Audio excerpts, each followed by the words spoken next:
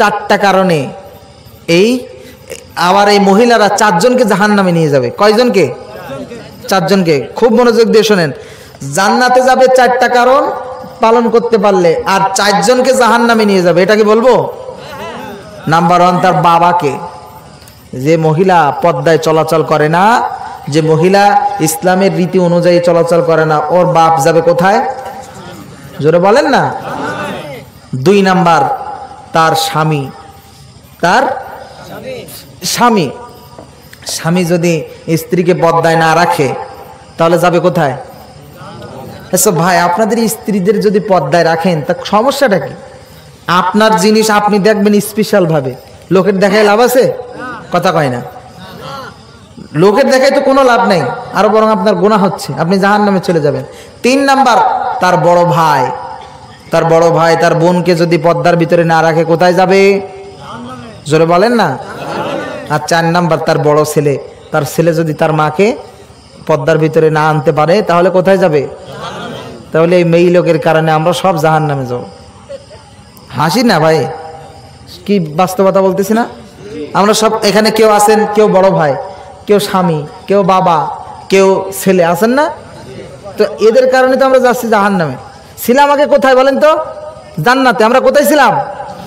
তাই দুনিয়া আসলাম ওদের কারণে। ওদের কারণে কেন আসলাম একটু বলবো।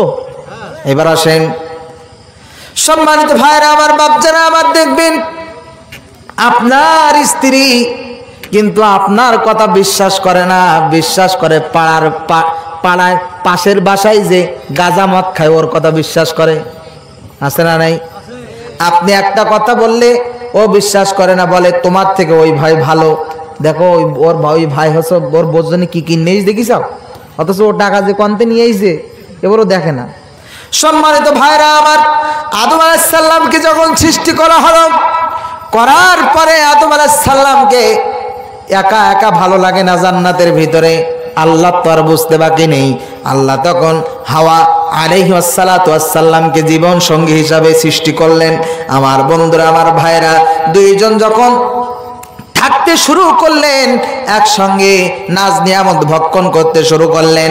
আমার বন্ধুরা, আমার ভাইরা, আল্লাহ বললেন, ও আদম, ও হাওয়া, অমুক নিষিদ্ধ ফল, গন্ধম ফল, এর দিকে যাবা না, এই ফল খাবা না, এই হুকুম তোমরা অমান্য করবা না, এটা আমার নিষেধ।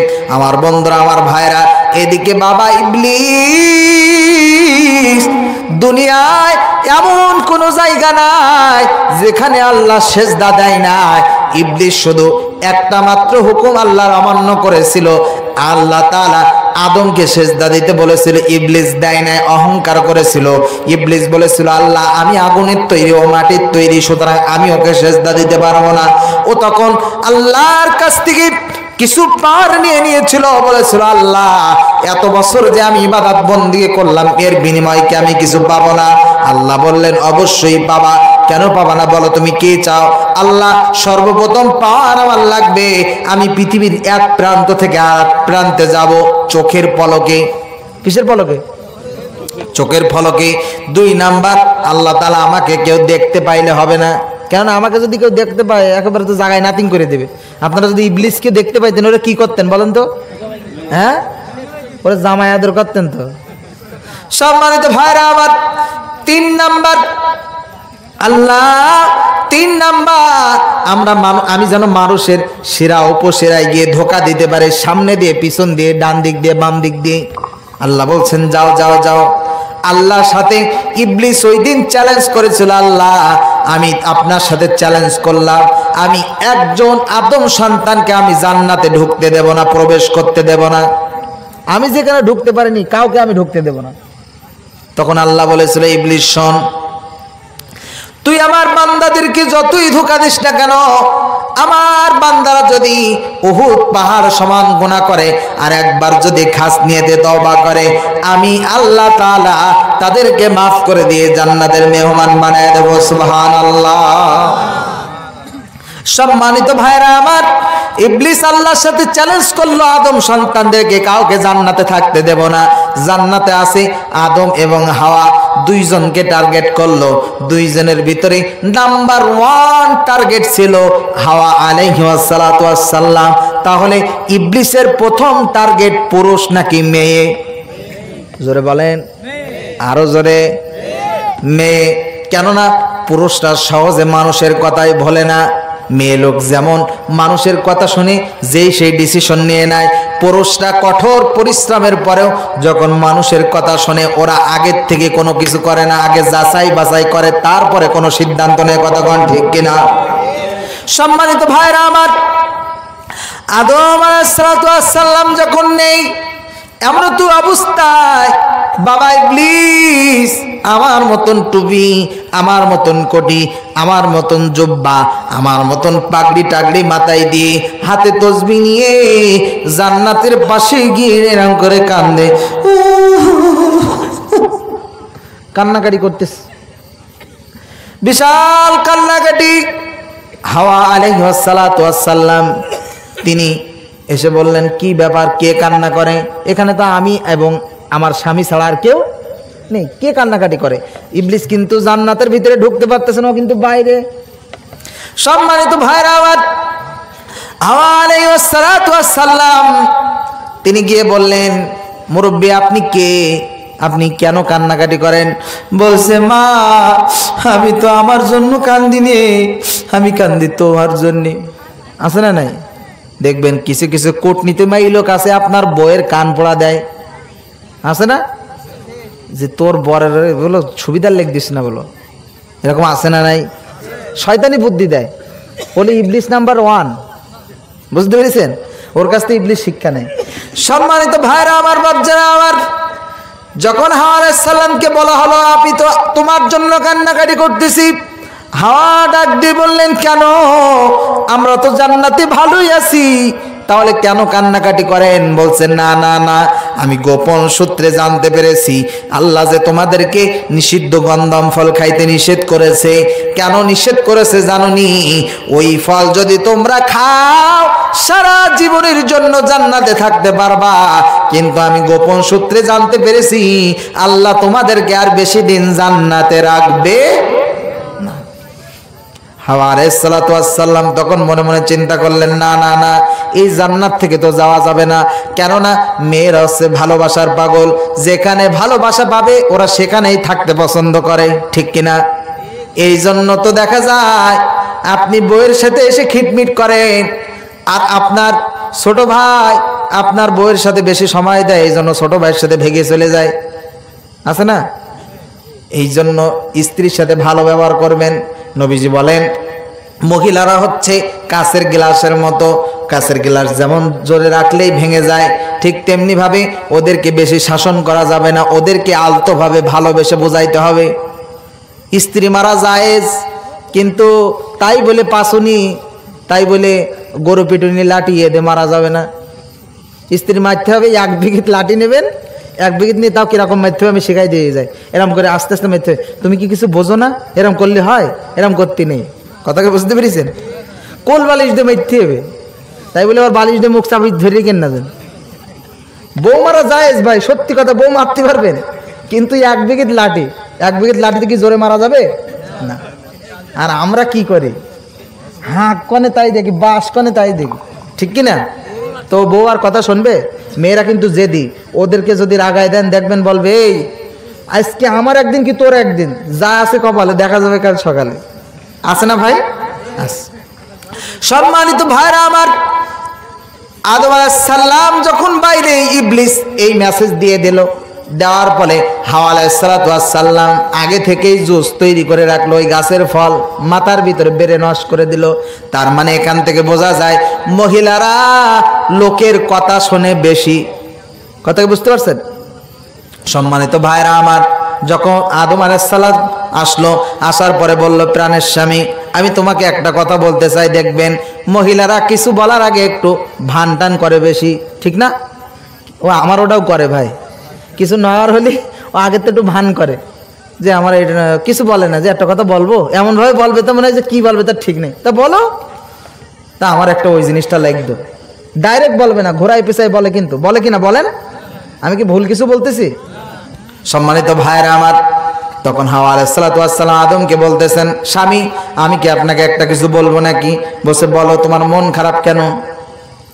বলছে স্বামী, আমি গোপন সূত্রে জানতে পেরেছি এই গাছের ফল যদি খান তাহলে আমরা সারা জীবন জান্নাতে থাকতে পারবো, কোনো দিন বের হওয়া লাগবে না। আদম বলে না না না না, আল্লাহ যেহেতু নিষেধ করেছে ওই কাজ করা যাবে না, আল্লাহর হুকুম অমান্য করা যাবে না।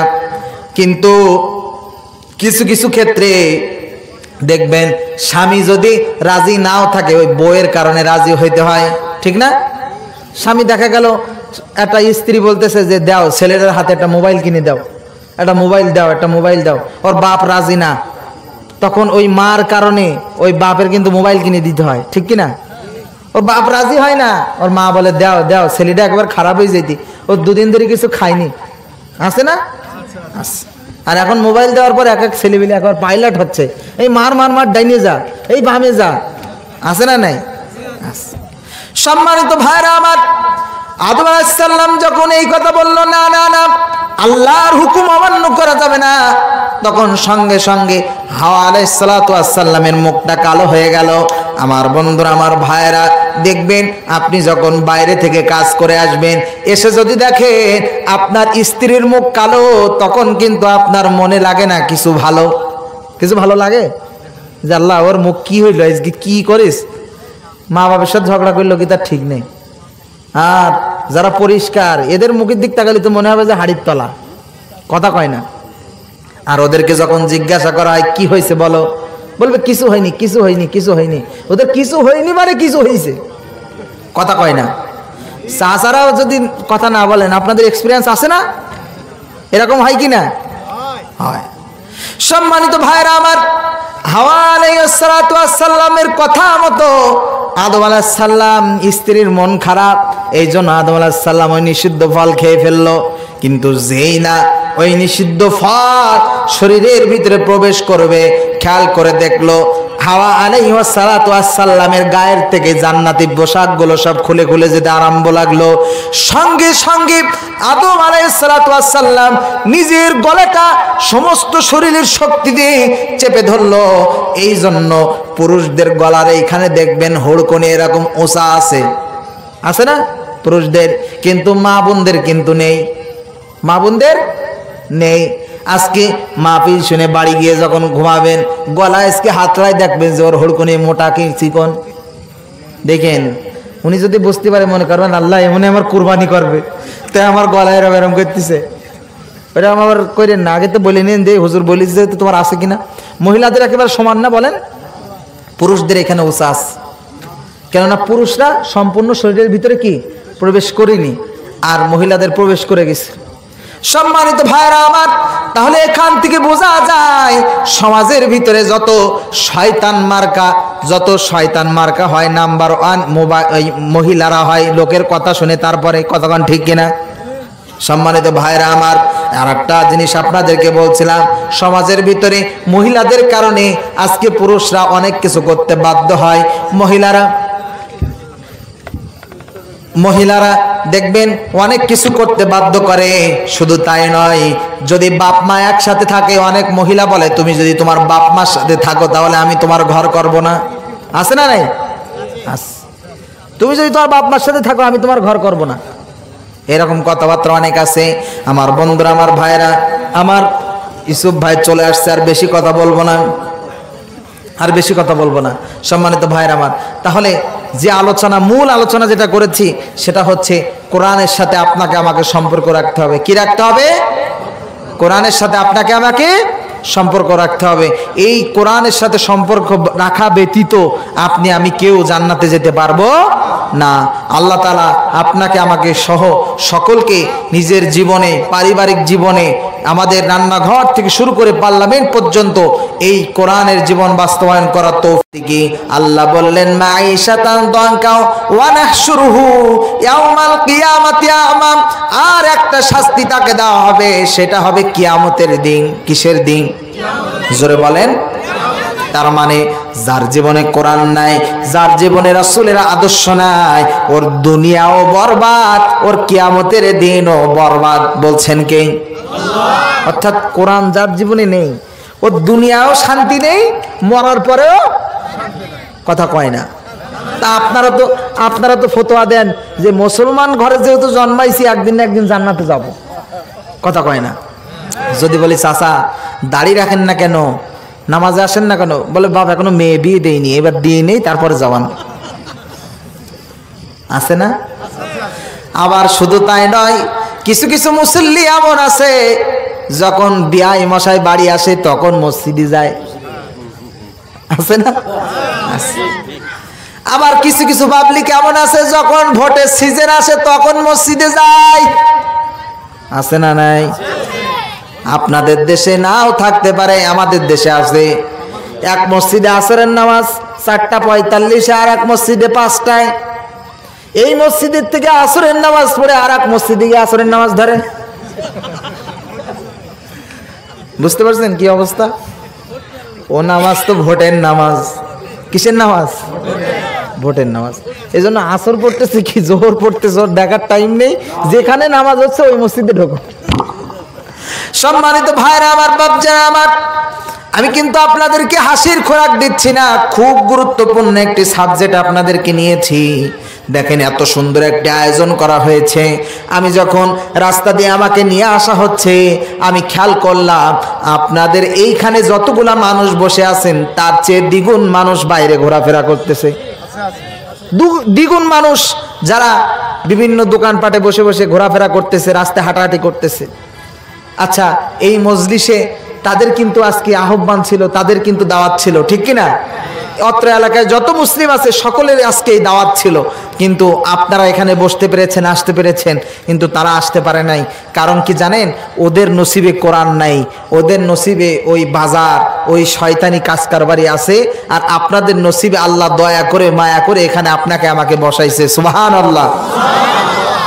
সম্মানিত ভাইরা আমার, বাপজান আমার, যারা বাইরে ঘোরাফেরা করছি, আমি হঠাৎ করে আমি আপনাদের এখানে এসে সর্বপ্রথম আলোচনার বিষয় নিয়েছিলাম আর একটা, কিন্তু তাদেরকে দেখেই আমার মন মাইন্ড চেঞ্জ হয়ে গেল।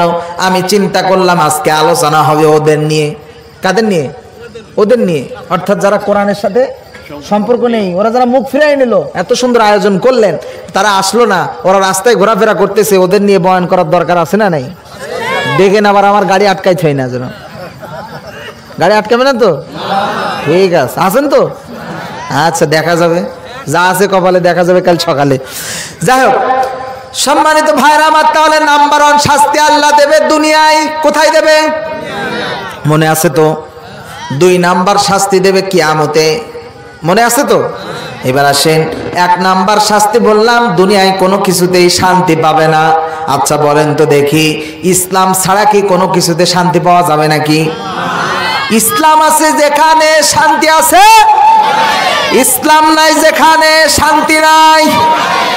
ইসলাম আছে যেখানে শান্তি আছে সেখানে, কারণ ইসলাম ধর্ম হচ্ছে আমার রবের কাছে, আপনার রবের কাছে সবচেয়ে মনোনীত ধর্ম। সুবহানাল্লাহ। আল্লাহ নিজেই ঘোষণা দিলেন, ইন্নাদ দীনা ইনদাল্লাহিল ইসলাম।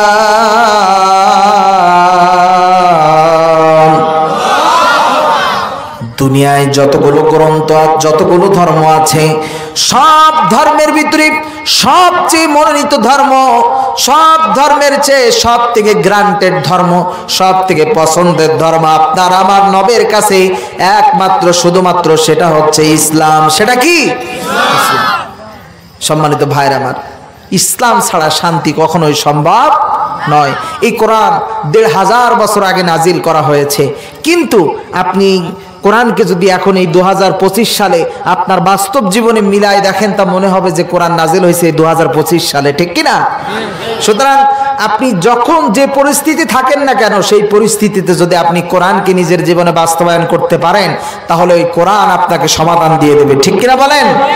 সমাধান চাও যদি জীবনে মরণে, খুঁজে নাও ফিরে নাও চোখ রাখো কোরআনে।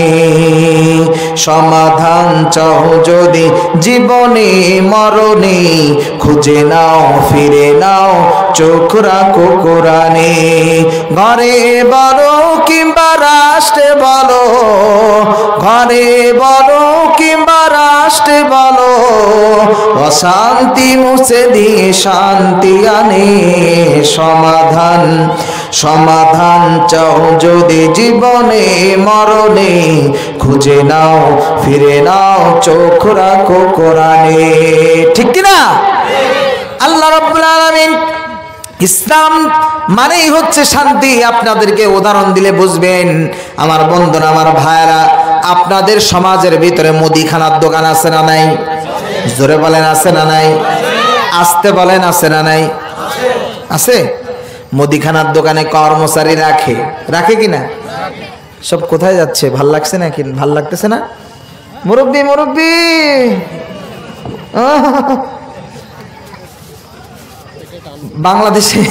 বাংলাদেশে এক মুরব্বি চলে যাচ্ছে। বললাম মুরব্বি কোথায় যান? বলছে যাই জরুরিতে যাচ্ছি, ইস্তেঞ্জায় যাচ্ছি। তো বললাম চাচা তাহলে এক কাজ করেন, আপনার লাইটটা রেখে যান। ও দেখি এরকম ফালক ফুলক করতেছে। বললাম চাচা কি ব্যাপার, ফালক ফুলক করেন কেন? বলছে আমার ছেলেরে খুঁজতেছি, লাইট ওর কাছে দিয়ে যাবো, বাড়ি যাওয়ার সময় নিয়ে যাবে। তো এরকম মানুষ আছে নাকি?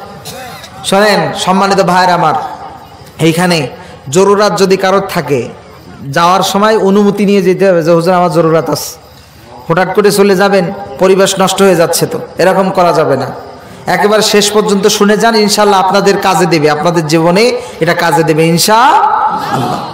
সম্মানিত ভাইরা আমার, আপনাদের এলাকায় মুদিখানার দোকানে কর্মচারী আছে না নাই? কর্মচারীর নাম হচ্ছে ইসলাম। কর্মচারীর নাম কি? ইসলাম। এখন দোকানের যে কর্মচারী থাকে, ওর মালিক মাহাজন মাঝে মধ্যে বাসায় পাঠায় কিনা? খাবার টাবার আনতে পাঠায়, খাদ্য আনতে পাঠায়।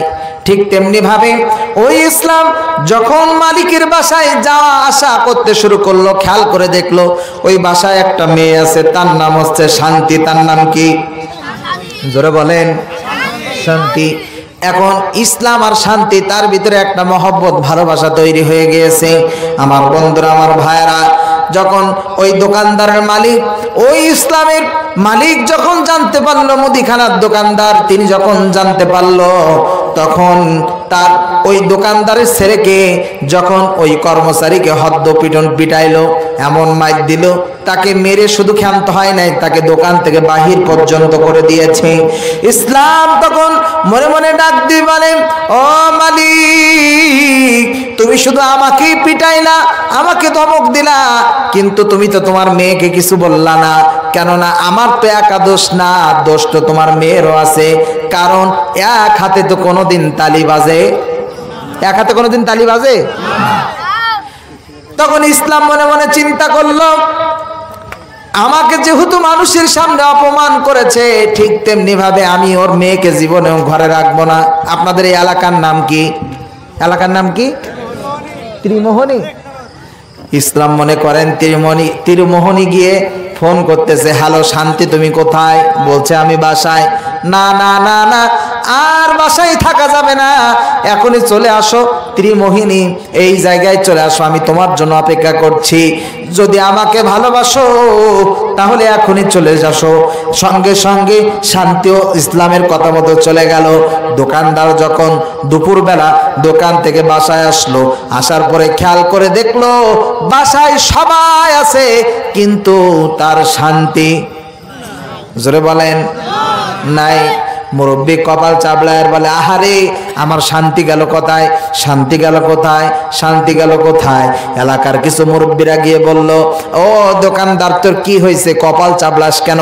বলছে চাচা আমার বাড়িতে সব কিছু আছে, কিন্তু আমার শান্তি শান্তি।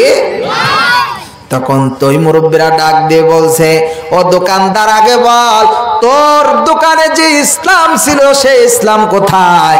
বলছে চাচা ওকে তো সকালবেলা এমন পিটাইছি, দোকান থেকে বাহির করে দিয়েছি। তখন চাচারা ডাক দিয়ে বলছে, ও গন্ড মূর্খের দল, তুই ওই দোকানদার, ওই কর্মচারী, ইসলাম আছে যেখানে, তোর মেয়ে শান্তিও আছে সেখানে। কথা কি ঠিক আছে? একটু জিকির করেন, লা ইলাহা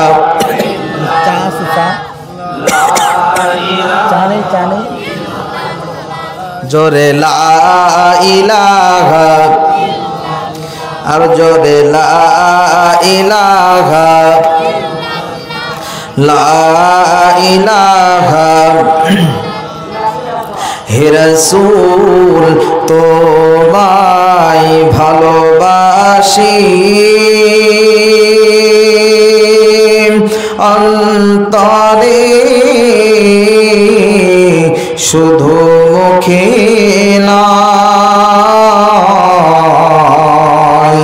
জান্নাতের আশায় নয় রাসূল জাহান্নামকে ডরি না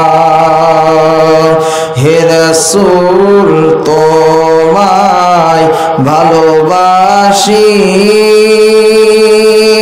অন্তরে শুধু মুখে নয় জান্নাতের আশায় নয় রাসূল জাহান্নামকে ডরি না লা ইলাহা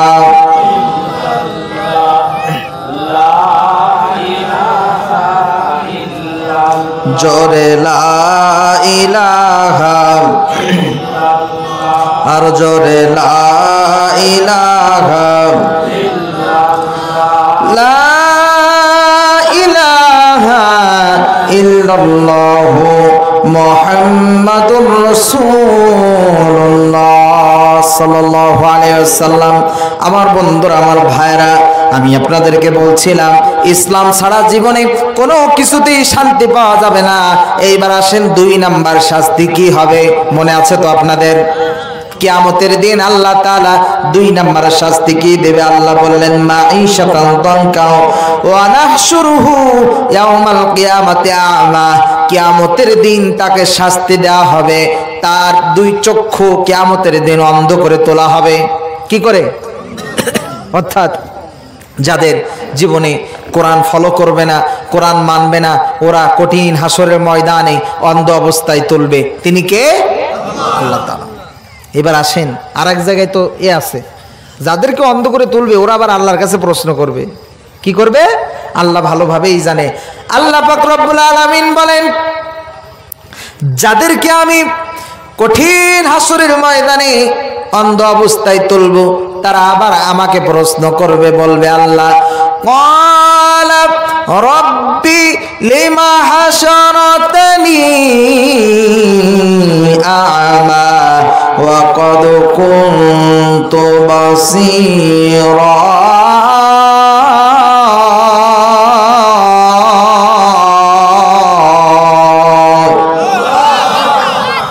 আল্লাহ বললেন, তারা বলবে ক্বালা রব্বি, ও আমাদের রব, ও হে আমাদের রব, লিমা হাশারাতানি।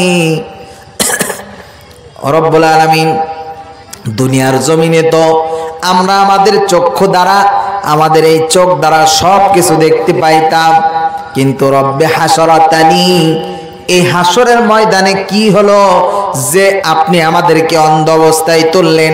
প্রশ্ন করবে তারা চক্ষু অন্ধ অবস্থায় ওই হাসরের ময়দানে উঠবে যারা। কথা কি বুঝতে পারছেন?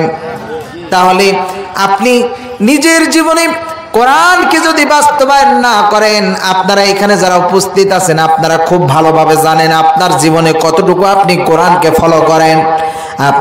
আমি সর্বপ্রথম আপনাদেরকে বলেছিলাম আজকে অধিকাংশ মানুষের বাসায় কোরআন আছে, কিন্তু কোথায় আছে আমি যদি জিজ্ঞাসা করি আপনারা বলবেন হুজুর কোরআন আমার বাসায় আছে ঠিক, কিন্তু কোরআনটা আছে মাসার উপরে, কোরআনটা আছে সানসেটের উপরে, কোরআনটা আছে আলমারির উপরে, কোরআনটা আছে এরকম শোকেসের উপরে। কথা কোন ঠিক কিনা?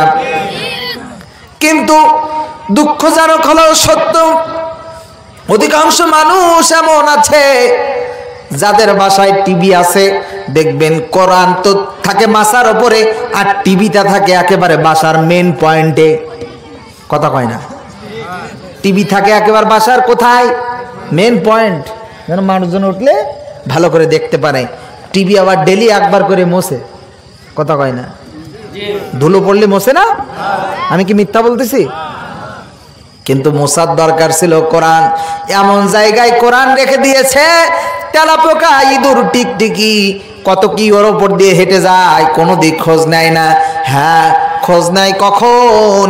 এই যে কিছুদিন আগে খোঁজ নিয়েছিল রমজান মাস। কথা কি বুঝতে পারেননি? 1 বছর পরে খোঁজ নেয়। সম্মানিত ভাইরা আমার, কোরআন কি শুধু 1 মাসের জন্য নাজিল করা হয়েছে নাকি? জোরে বলেন। কোরআন শুধু 1 মাসের জন্য নাজিল করা হয় নাই। কোরআন নাজিল করা হয়েছে মানুষের জীবন যাত্রা পরিবর্তনের জন্য, সারা বছরের জন্য। কথা কোন ঠিক কিনা? আমার বন্ধুরা, আমার ভাইরা, তাহলে আপনি কোরআন কি কেমন মহব্বত করেন যে আপনার কোরআন থাকে মাসার উপরে, আপনার কোরআন থাকে আলমারির উপরে, আপনার কোরআন আপনি মেন স্পটে রাখতে পারেন না। অথচ যে টিভির দ্বারা প্রতিনিয়ত আপনার আমলনামায় গোনা হয়, সেই টিভি আপনার বাসার মেন স্পটে থাকে। আমার বন্ধুরা, আমার ভাইরা, এর ভিতরে অনেক মানুষ আছে যারা মূর্খ মানুষ, যারা কোরআন পড়তে পারে না। এমন মানুষ আছে না নাই? কম না বেশি? যারা বলেন। যদি বলা হয় চাচা একটু সূরা ইখলাসটা পড়েন, বলে বাপ সূরা ইখলাস পড়তে পারে না, কুলু আল্লাহ উড্ডা পারি। সূরা ইখলাসটা নাম জানে না। চাচা সূরা ফাতিহাটা বলেন, বলে বাপ সূরা ফাতিহা জানি না, আলহামদুলিল্লাহ জানি। কথা কয় না। আমি কি হাসির খোরাক দিচ্ছি? এটাই তো বাস্তবতা। পড়তে পারে না। কিন্তু আপনারা আফসোস করেন না, কষ্ট করেন না। কেননা যারা মুরব্বী মানুষ আছেন, মূর্খ সুর্খ, আপনারা তো সেই জামানায় তত শিক্ষা দীক্ষা পান নাই। সন্তানকে লালন পালন করতে গিয়েই আপনারা শিক্ষা দীক্ষা করতে পারেন নাই, ঠিক না? তো আপনারা যারা কোরআন পড়তে জানেন না, আপনাদেরকে আমি একটা ধামাকা অফার দিয়ে যাই। ধামাকা দেখেন না, বিশাল কোম্পানির যখন অফার দেয়, বলে এবার ঈদে আসছে ধামাকা অফার, একটা কিনলে একটা ফ্রি, তাই তো নাকি? তা আমি আপনাদেরকে একটা ধামাকা অফার দিয়ে যাই, দেব?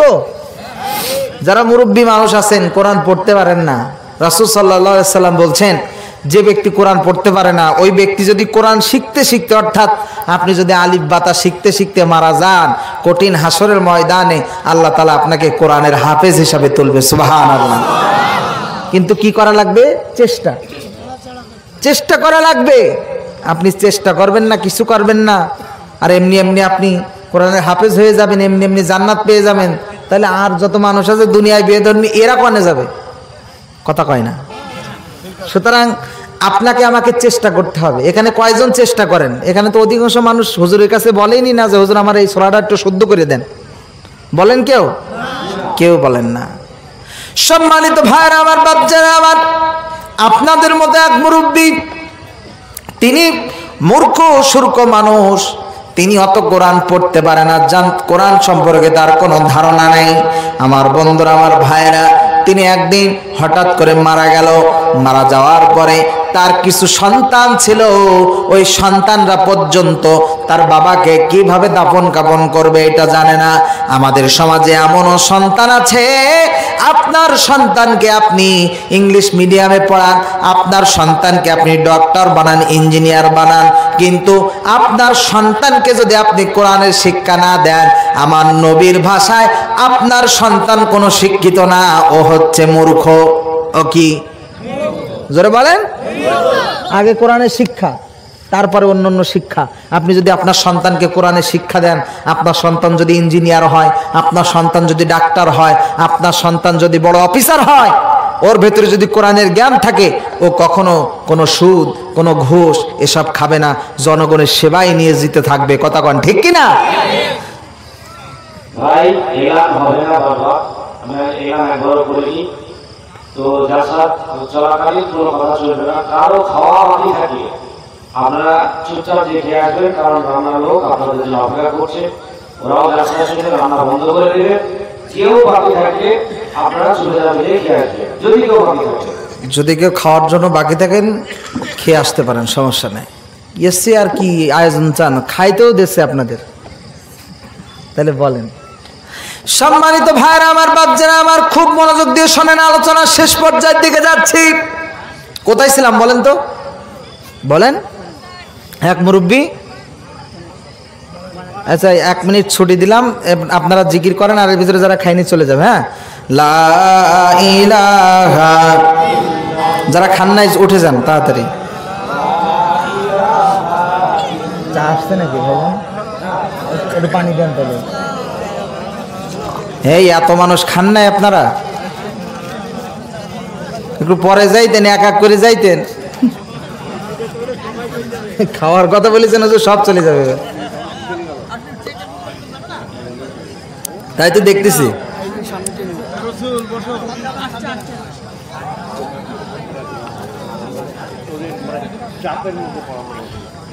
এই বাবা, আপনাদের খারাপ লাগতেছে? আমি শেষ করে দেবো আর একজন উঠবে? আপনারা বলেন না হ্যাঁ, তাহলে আমার তো কষ্ট কম হয়।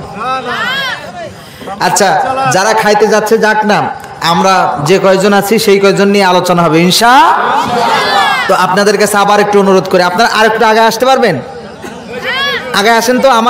আমার চোখে এমনি কম দেখি, দেখলেন না চশমা খুলে রাখলাম, দেখতে পাচ্ছি না কিছু। একটু আগে আগে আসেন। এই আরো মানুষ উঠে যাবে। এখন খাওয়ার কথা যে কেন বললেন হুজুর? লাস্টে বলতে তো ওই সুযোগ খুঁজতেছিল তো কিভাবে যাবে। সম্মানিত ভাইরা আমার দিকে খেয়াল করেন। ইসলামের জন্য বেশি লোকের প্রয়োজন নেই। ইসলাম বিজয়ের জন্য 313 জন সাহাবীদেরকে প্রয়োজন। কতক্ষণ ঠিক কিনা? ইসলামের জন্য 313 জন মুমিন যদি থাকতে পারে, ওই দিনই আল্লাহ তাআলা বিজয় দিয়ে দেবে। কতক্ষণ ঠিক কিনা? এই এত মানুষ দেখে কোনো লাভ নেই। এর ভিতরে খাঁটি কয়জন আছে? খাঁটি কে আছে এর ভিতরে? খাঁটি মানুষ তো 313 জনই খুঁজে পাওয়া যাবে না, ঠিক কিনা বলেন?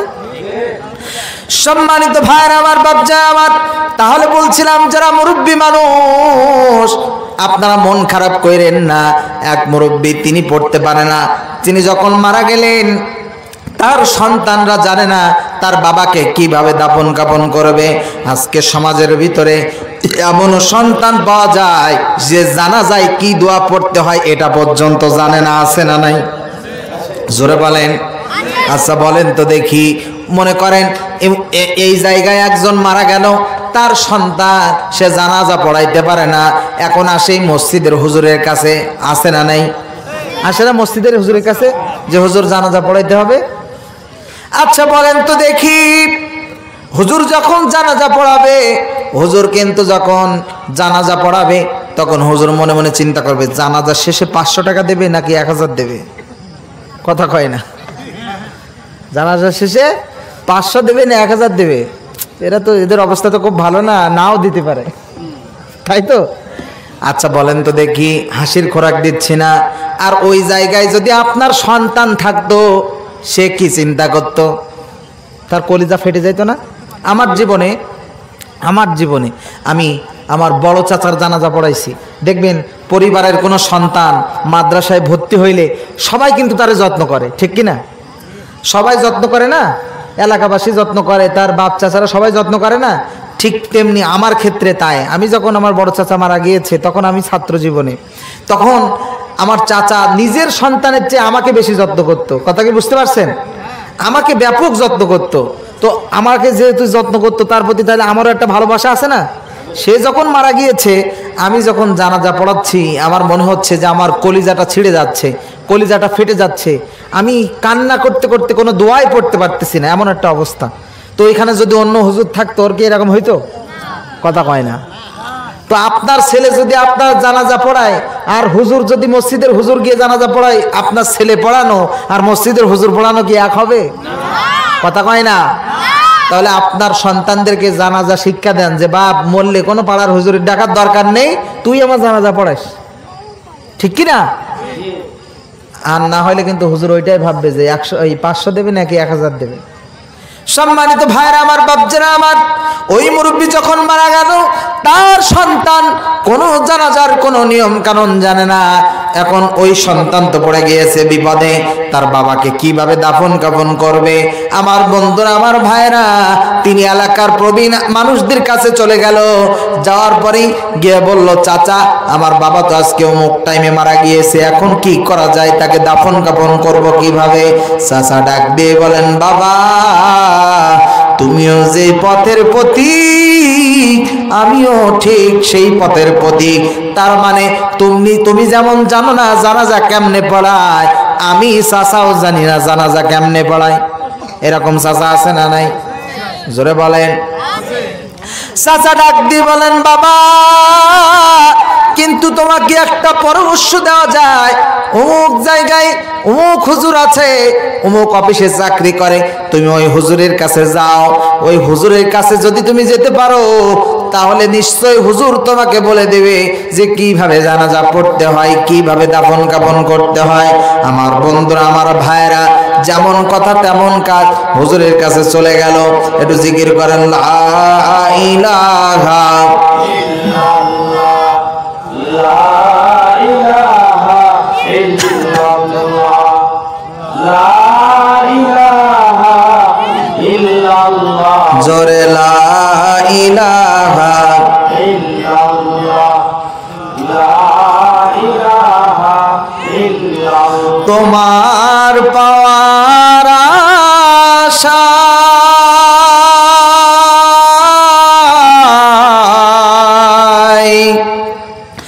মন ছুটে যায় মদিনায়। তোমার পাওয়ার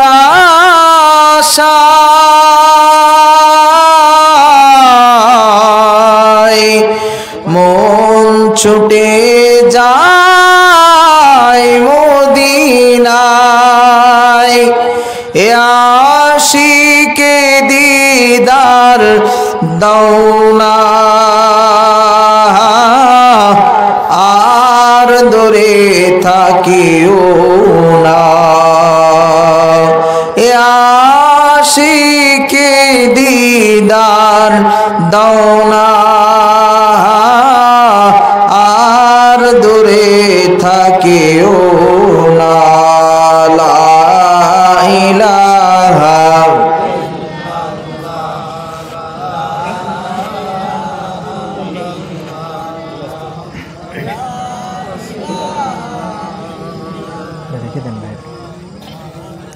লা ইলাহা ইল্লাল্লাহু মুহাম্মাদুর রাসূলুল্লাহ সাল্লাল্লাহু আলাইহি ওয়াসাল্লাম। সম্মানিত ভাইরা আমার, বাচ্চারা আমার, হুজুরের কাছে চলে গেল। যাওয়ার পরে ওই সন্তানেরা বলল, হুজুর আমার বাবা অমুক টাইমে অমুক সময় দুনিয়ার থেকে বিদায় হয়ে গিয়েছে। হুজুর হুজুর কি করা যায়? আমার বন্ধুরা, আমার ভাইরা, হুজুর বললে, ঠিক আছে বাবা, সমস্যা নাই, আমার অফিস 10টায়, এখন বাজে 8:30, আমি এখন তোমার বাবার দাফন কাফন করে আসতে পারবো, সমস্যা নাই, চলো। হুজুরের যেমন কথা তেমন কাজ। তার দাফন কাফন সেরে হুজুর যখন অফিসে আসলো, অফিসে এসে খেয়াল করে দেখলো অফিসের বড় অফিসার এমডি স্যার আজকে অফিসে এসেছে, সবার আইডি কার্ড আইডেন্টিফাই করতেছি।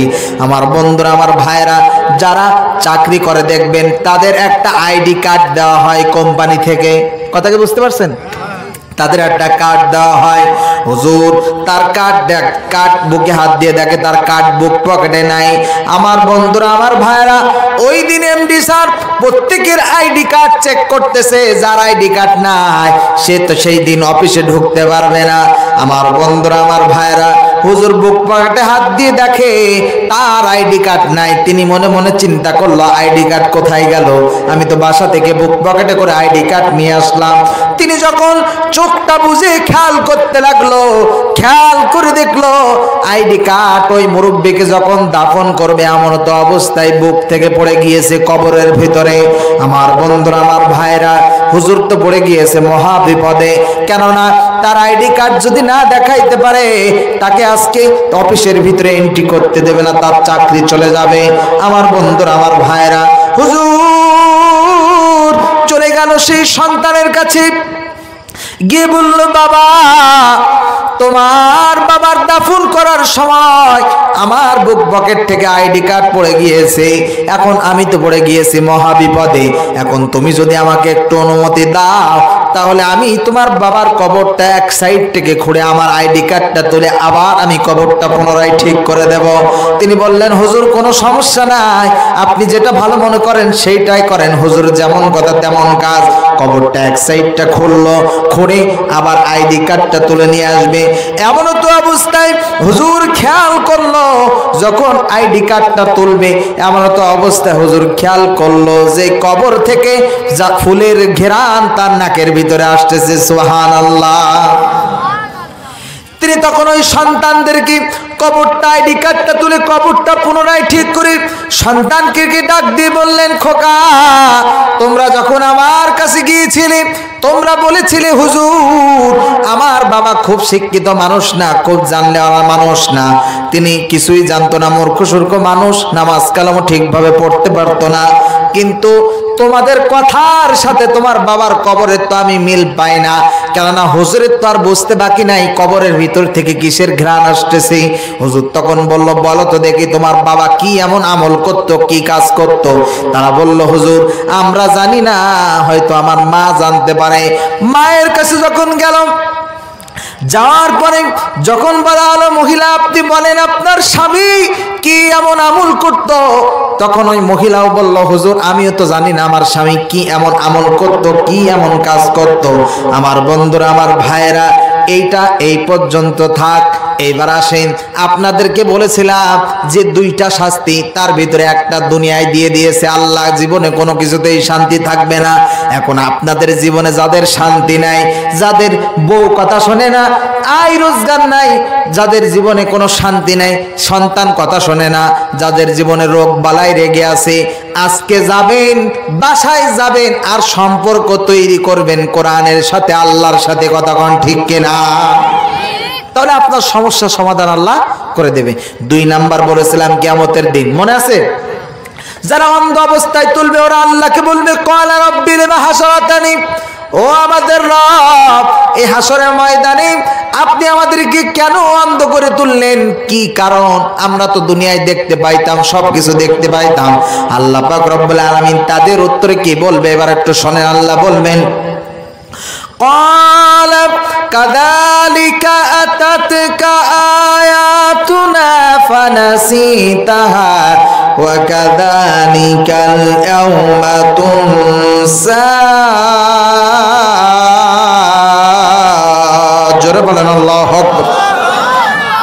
আল্লাহ বলবেন, قال كذلك أتتك آياتنا, আমি রব দুনিয়ার জমিনে যে কিতাব দিয়েছিলাম, যে কোরআন দিয়েছিলাম, তোরা জানতি এটা সত্য কিতাব, এর ভিতরে কোনো সন্দেহ নাই, কিন্তু তোরা মুখ ফিরাই নিতি।